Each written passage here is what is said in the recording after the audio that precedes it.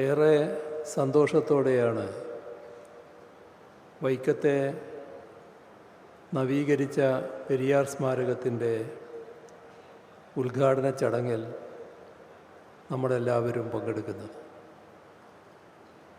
തമിഴ്നാട് മുഖ്യമന്ത്രി പ്രിയപ്പെട്ട തിരു സ്റ്റാലിൻ അവരുടെ പങ്കാളിത്തം സന്തോഷം ഇരട്ടിപ്പിക്കുകയാണ്.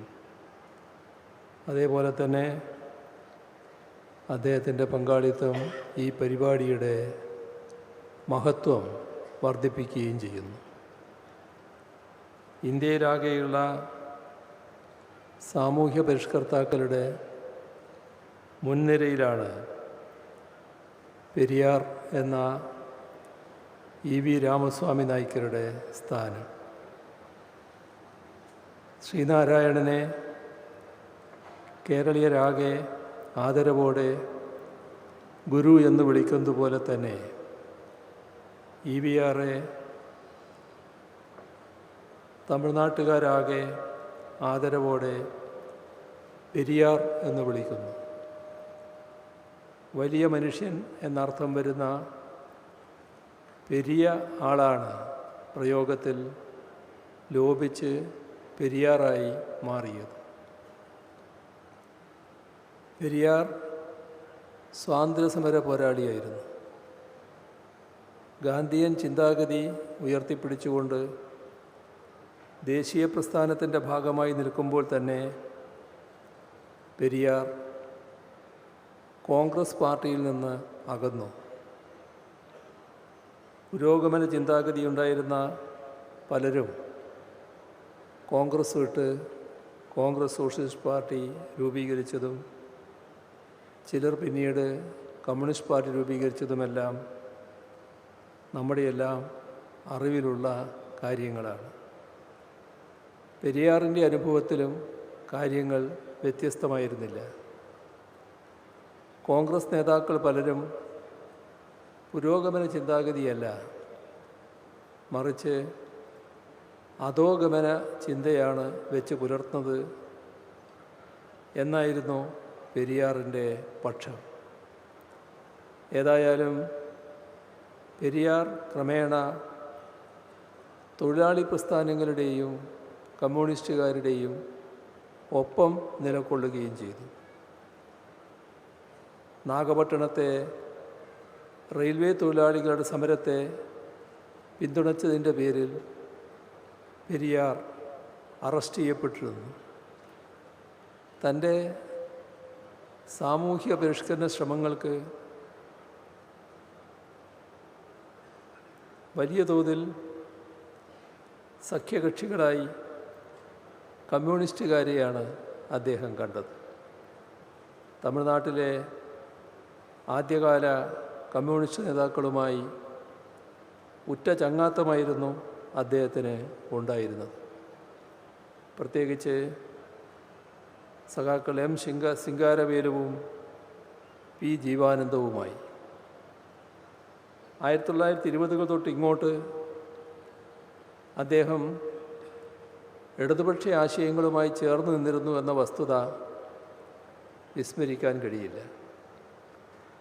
1952 തമിഴ്നാട്ടിൽ കമ്മ്യൂണിസ്റ്റ് പാർട്ടിക്കുണ്ടായ മികച്ച വിജയത്തിൻ്റെ പിന്നിലുൾപ്പെടെ പെരിയാറിൻ്റെ സ്വാധീനം പ്രകടമായിരുന്നു. അന്ന് തമിഴ്നാട്ടിൽ പ്രതിപക്ഷ നേതാവായത് അവിടുത്തെ പ്രധാനപ്പെട്ട കമ്മ്യൂണിസ്റ്റ് നേതാവായിരുന്ന സഖാവ് പി രാമമൂർത്തിയായിരുന്നു. പിന്നീട് CPIM രൂപീകൃതമായപ്പോൾ പി രാമമൂർത്തി പാർട്ടിയുടെ ആദ്യ പോളിറ്റ് ബ്യൂറോയിലെ 9 പേരിൽ ഒരാളായിരുന്നു. അദ്ദേഹത്തിൻ്റെ മിശ്രവിവാഹത്തിന് അധ്യക്ഷത വഹിച്ചത് പെരിയാറായിരുന്നു. അത്ര അടുപ്പമായിരുന്നു പെരിയാറും തമിഴ്നാട്ടിലെ കമ്മ്യൂണിസ്റ്റ് പാർട്ടി നേതാക്കളും തമ്മിലുണ്ടായിരുന്നത്. സാമൂഹിക പരിഷ്കർത്താവായിരുന്നു പെരിയാറെന്ന് നമുക്കെല്ലാവർക്കും അറിയാം. താൻ ഉയർത്തിപ്പിടിച്ച സാമൂഹ്യ നീതിയുടെയും സ്വാഭിമാനത്തിൻ്റെയും ആശയങ്ങൾ പ്രചരിപ്പിക്കുന്നതിനായി പെരിയാർ കുടിയരസു എന്നൊരു പത്രം ആരംഭിച്ചിരുന്നു. സഖാവ് ശിങ്കാരവേലു അതിൽ സ്ഥിരമായി എഴുതുമായിരുന്നു. തമിഴ്നാട്ടുകാരുടെ ഇടയിൽ കമ്മ്യൂണിസ്റ്റ് മാനിഫെസ്റ്റോയെ അവതരിപ്പിച്ചുകൊണ്ട് 1931 ഒക്ടോബർ 4 കുടിയരസു ഒരു മുഖപത്രം പ്രസിദ്ധീകരിച്ചിരുന്നു. ആ മുഖപത്രത്തിൽ രേഖപ്പെടുത്തിയത് ഉദ്ധരിക്കട്ടെ: സോഷ്യലിസം ആദ്യമായി പ്രാബല്യത്തിൽ വന്നത് റഷ്യയിലാണ്. കാരണം ലോകത്താകെയുള്ള സർക്കാരുകളിൽ ഏറ്റവും സ്വച്ഛാധിപത്യപരമായിരുന്നു അപ്പോഴത്തെ സാർ ഭരണം. ആ യുക്തിക്കനുസരിച്ച് റഷ്യയിലല്ല, മറിച്ച് ഇന്ത്യയിലായിരുന്നു സോഷ്യലിസം പ്രാബല്യത്തിൽ വരേണ്ടിയിരുന്നത്. എന്നാൽ അത് തടയാൻ ഇന്ത്യയിൽ നിരവധി ഗൂഢാലോചനകളുണ്ടായിട്ടുണ്ട്. ഇവിടെ പെരിയാറിൻ്റെ വാക്കുകൾ ഇനി പറയുന്നത് കൂടുതൽ ശ്രദ്ധിക്കേണ്ടതാണെന്നാണ് തോന്നുന്നത്. ദൈവത്തിൻ്റെയും മതത്തിൻ്റെയും പേരിൽ ഇന്ത്യയിലെ ജനങ്ങൾക്ക് അറിവും വിദ്യാഭ്യാസവും ലോകപരമായ ജ്ഞാനവും സ്വാഭിമാനവും ഒക്കെ ആർജിക്കുന്നതിനുള്ള വഴികൾ തടയാനും അങ്ങനെ അവരെ പ്രാകൃതമായ അവസ്ഥയിൽ നിലനിർത്താനും ഗൂഢാലോചനക്കാർ പ്രത്യേക ശ്രദ്ധ ചെലുത്തിയിരുന്നു. ഇത് 1931 ഒക്ടോബർ 4 മഹാനായ പെരിയാർ എഴുതിയ വാചകങ്ങളാണ്. ഈ മുഖപ്രസംഗം പ്രസിദ്ധീകരിച്ചതിന് ശേഷമുള്ള ഘട്ടത്തിൽ സഖാവ് പി ജീവാനന്ദൻ തയ്യാറാക്കിയ കമ്മ്യൂണിസ്റ്റ് മാനിഫെസ്റ്റോയുടെ തമിഴ് പരിഭാഷ പല ലക്കങ്ങളിലായി പ്രസിദ്ധീകരിച്ചതും കുടിയരസു തന്നെയായിരുന്നു. തൊട്ടടുത്ത വർഷം, അതായത് 1932 പെരിയാർ സോവിയറ്റ് യൂണിയൻ സന്ദർശിച്ചു. അവിടെ 3 മാസം ചെലവഴിച്ചു. സോവിയറ്റ് യൂണിയനെക്കുറിച്ച് വലിയ മതിപ്പായിരുന്നു അദ്ദേഹത്തിനുണ്ടായിരുന്നത്. അദ്ദേഹത്തിൻ്റെ സന്ദർശനത്തിന് 4 ദശാബ്ദങ്ങൾക്ക് ശേഷം 1972 സോവിയറ്റ് യൂണിയനിലെ സോഷ്യലിസത്തിൻ്റെ നേട്ടങ്ങളെ ഉദ്ധരിച്ചുകൊണ്ട് ദ്രാവിഡ ഘടകത്തിൻ്റെ പ്രസിദ്ധീകരണമായ ഉണ്മയിൽ പെരിയാർ എഴുതിയ ഭാഗം കൂടി ഉദ്ധരിക്കട്ടെ. സോഷ്യലിസ്റ്റ് രാജ്യത്തിൽ ഒരു മനുഷ്യനെയും ഉന്നതനായോ താഴ്ന്നവനായോ കരുതുന്നില്ല. ശ്രേഷ്ഠനുമില്ല, നികൃഷ്ടനുമില്ല. എല്ലാവരും തുല്യരാണ്. ഇതാണ് മഹാനായ പെരിയാർ എഴുതിയത്. തുല്യതയെ ഇത്രയേറെ പ്രശംസിക്കുന്ന ഒരാൾ എല്ലാവർക്കും വഴി നടക്കാനുള്ള സ്വാതന്ത്ര്യം വേണം എന്ന് ചിന്തിക്കുകയും ആ തുല്യത നേടാനായി പൊരുതുകയും ചെയ്തതിൽ ഒരത്ഭുതവുമില്ല. അതാണ് 1924 വൈക്കത്ത് നാം കണ്ടത്. വർണ്ണാശ്രമധർമ്മത്തിൻ്റെ കാഴ്ചപ്പാടുകളിൽ സമൂഹത്തിൽ വ്യത്യസ്തമായ ശ്രേണികളുണ്ടായിരുന്നു. ജാതിയുടെയും ലിംഗത്തിൻ്റെയുമൊക്കെ അടിസ്ഥാനത്തിലുള്ള വേർതിരിവുകളും അസമത്വങ്ങളും അതിൽ അന്തർലീനമായിരുന്നു. അതുകൊണ്ട് തന്നെ ആർക്കെല്ലാമാണ് ആരാധനാലയങ്ങളിൽ പ്രവേശിക്കാവുന്നത് എന്നും ആർക്കെല്ലാമാണ് വഴി നടക്കാൻ സ്വാതന്ത്ര്യം ഉണ്ടാവേണ്ടതെന്നും ഒക്കെയുള്ള വ്യവസ്ഥകൾ അതിൻ്റെ ഭാഗമായി ഉണ്ടായിരുന്നു.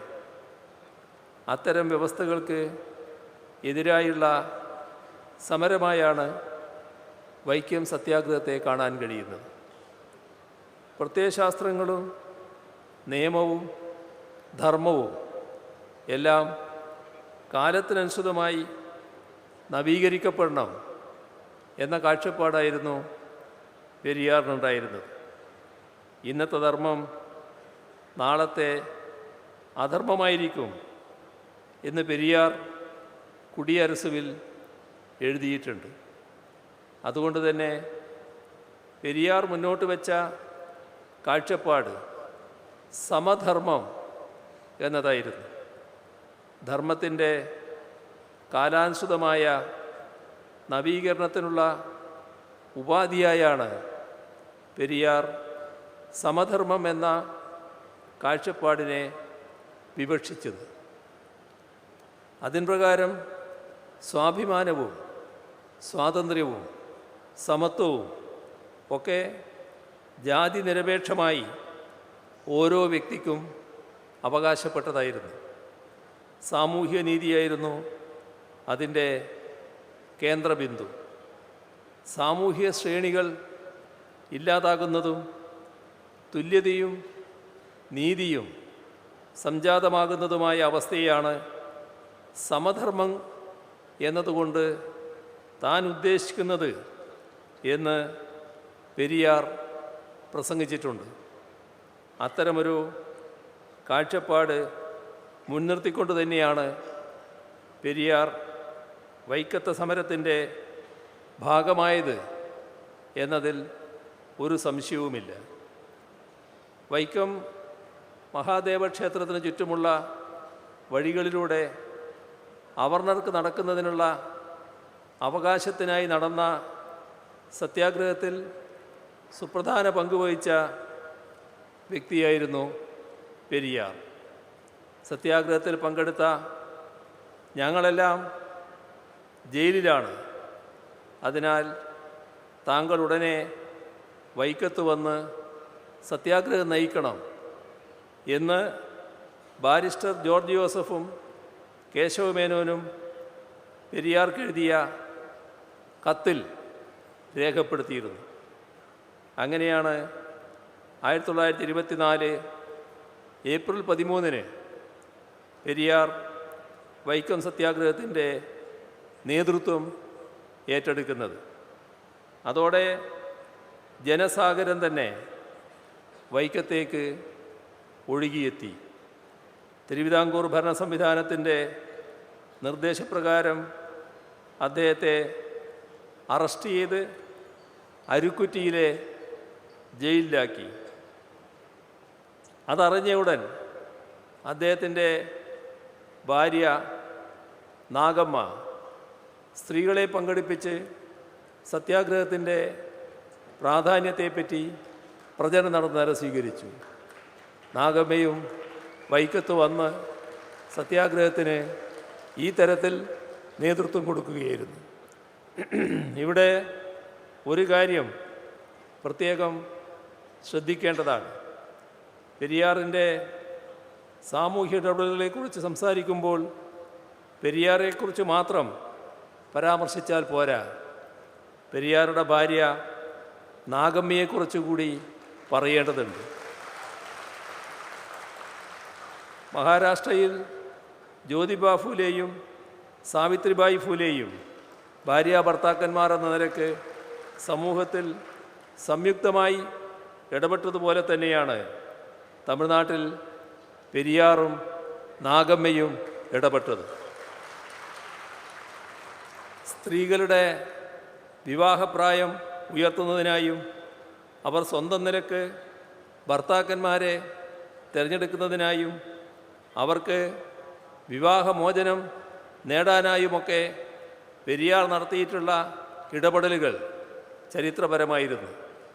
പെരിയാറിൻ്റെ അത്തരം ഇടപെടലുകളിലെല്ലാം തുല്യ പങ്കാളിയായിരുന്നു അദ്ദേഹത്തിൻ്റെ ഭാര്യ നാഗമ്മ. ആ പങ്കാളിത്തം ഇവിടെയും വൈക്കത്തും നമുക്ക് കാണാൻ കഴിഞ്ഞു.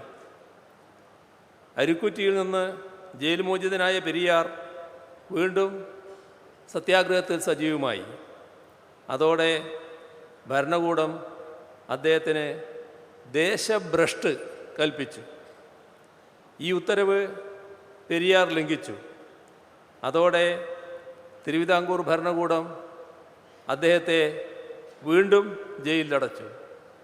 നേരത്തെ ഇവിടെ പ്രദർശിപ്പിച്ചതിൽ കണ്ടതുപോലെ രാജാവിൻ്റെ മരണത്തോടനുബന്ധിച്ചാണ് പിന്നീട് പെരിയാറിനെയും മറ്റ് സത്യാഗ്രഹികളെയും മോചിപ്പിച്ചത്.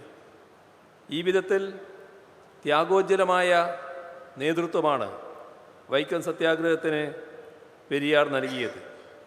വൈക്കം സത്യാഗ്രഹത്തിൻ്റെ ശതാബ്ദി ആഘോഷവേളയിൽ വൈക്കം സത്യാഗ്രഹത്തിൻ്റെ മറ്റൊട്ടേറെ മാനങ്ങൾ വളരെ വിശദമായി പറഞ്ഞു കഴിഞ്ഞതാണ്. അതുകൊണ്ട് തന്നെ അന്നത്തെ രാഷ്ട്രീയ സാമൂഹിക പശ്ചാത്തലത്തെക്കുറിച്ച് എല്ലാം വിശദമായി സംസാരിച്ച് കഴിഞ്ഞതായതുകൊണ്ട് വീണ്ടും അതിലേക്ക് വിശദമായി കടക്കുന്നില്ല. എന്നാൽ ഒരു കാര്യം പ്രത്യേകമായി സൂചിപ്പിക്കേണ്ടതുണ്ടെന്ന് തോന്നുന്നു. വൈക്കത്ത് അമ്പലത്തിന് ചുറ്റുമുള്ള വഴിയിലൂടെ നടക്കാനുള്ള സ്വാതന്ത്ര്യം നിഷേധിക്കപ്പെട്ടിരുന്നത് സ്വാഭാവികമായും ഈ പ്രദേശത്തുള്ളവർക്കായിരുന്നു, അതായത് മലയാളികൾക്കായിരുന്നു. എന്നാൽ ആ പ്രശ്നത്തെ കേവലം മലയാളികളുടെയോ തിരുവിതാംകൂറിൻ്റെയോ ഒക്കെ പ്രശ്നമായി ചുരുക്കിക്കാണുകയല്ല പെരിയാറും മറ്റ് സമര നേതാക്കളും ചെയ്തത്. അതിനെ രാജ്യത്തിലെ ജനങ്ങളുടെ ആകെ പ്രശ്നമായാണ് അവർ കണ്ടത്. അതുകൊണ്ടാണ് ദേശീയ നേതാക്കൾ തന്നെ അതിൻ്റെ ഭാഗമായതും സിഖുകാർ ഉൾപ്പെടെ സഹായവുമായി എത്തിയതും. ആ നിലക്ക് അതിർവരമ്പുകൾക്കതീതമായ സഹവർത്തിത്വവും സഹകരണവുമാണ് വൈക്കം സത്യാഗ്രഹത്തിൽ നമുക്ക് കാണാൻ കഴിയുന്നത്. ആ സഹവർത്തിത്വവും സഹകരണവും തുറന്നു കൊണ്ടുപോവുകയാണ് കേരളവും തമിഴ്നാടും ചെയ്യുന്നത്. കേരളത്തിൻ്റെ പ്രശ്നങ്ങളിൽ തമിഴ്നാടും തമിഴ്നാടിൻ്റെ പ്രശ്നങ്ങളിൽ കേരളവും പരസ്പരം കൈത്താങ്ങാവുന്നു. ആ നിലക്ക് സഹകരണാത്മക ഫെഡറലിസത്തിൻ്റെ യഥാർത്ഥ ദൃഷ്ടാന്തങ്ങളായാണ് ഈ രണ്ട് സംസ്ഥാനങ്ങളും മുന്നോട്ട് പോകുന്നത്. അത് കേവലം വാക്കുകളിൽ ഒതുങ്ങുന്ന സഹകരണമല്ല, മറിച്ച് പ്രവൃത്തിയിൽ വെളിവാകുന്ന സഹകരണമാണ്. ഈ വിധത്തിലുള്ള സഹകരണം കൂടുതൽ സംസ്ഥാനങ്ങളിടയിൽ വ്യാപിപ്പിക്കേണ്ടതുണ്ട്. പ്രത്യേകിച്ച് സംസ്ഥാനങ്ങളുടെ അവകാശങ്ങൾക്കുമേൽ, സവിശേഷമായി അവയുടെ സാമ്പത്തിക സ്വയംഭരണത്തിനുമേൽ നിരന്തര കൈകടത്തലുകൾ ഉണ്ടാവുന്ന ഈ ഘട്ടത്തിൽ പെരിയാർ വ്യക്തികളുടെ സ്വാഭിമാനത്തിനായി നിലകൊണ്ടെങ്കിൽ സംസ്ഥാനങ്ങൾ അവയുടെ സ്വാഭിമാനത്തിനായി നിലകൊള്ളണമെന്നതാണ് ഈ കാലം ആവശ്യപ്പെടുന്നത്. കാലം ആവശ്യപ്പെടുന്ന തരത്തിലുള്ള സഹകരണം കേരളവും തമിഴ്നാടും മുന്നോട്ട് കൊണ്ടുപോകും എന്ന കാര്യത്തിൽ സംശയമേയില്ല. ഇവിടുത്തെ പെരിയാർ സ്മാരകത്തിൻ്റെ നവീകരണത്തിലും ആ സഹകരണ മനോഭാവം തന്നെയാണ് പ്രകടമാകുന്നത്. അതിനെ കൂടുതൽ ശക്തിപ്പെടുത്താൻ വരും കാലങ്ങളിൽ ഇരു സംസ്ഥാനങ്ങൾക്കും കഴിയട്ടെ എന്ന പ്രതീക്ഷ പങ്കുവച്ചുകൊണ്ട് തമിഴ്നാട് മുഖ്യമന്ത്രി തിരു സ്റ്റാലിൻ അവരുടെ സാന്നിധ്യത്തിന് ഒരിക്കൽ കൂടി നന്ദി അറിയിച്ചുകൊണ്ട് അവസാനിപ്പിക്കുന്നു. നിങ്ങൾക്കെൻ്റെ സ്നേഹാഭിവാദനങ്ങൾ.